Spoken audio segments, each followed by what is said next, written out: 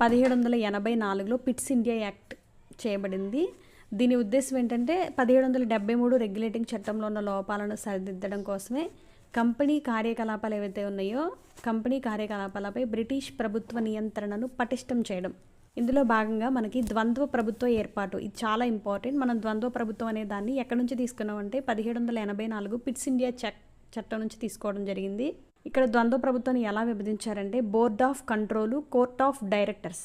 Board of control అనేదేమో రాజకీయ వ్యవహారాలను చూసుకునేది, కోర్ట్ ఆఫ్ డైరెక్టర్స్ అనేదేమో వాణిజ్య వ్యవహారాలను చూసుకునేదానికి కోర్ట్ ఆఫ్ డైరెక్టర్స్ అని 2 రకాలుగా విభజించుకున్నారు. అయితే గవర్నర్ జనరల్ కౌన్సిల్కి క్యాస్టింగ్ ఓట్ పెరిగింది, నిర్ణయాధికారం అనేది పెరిగింది.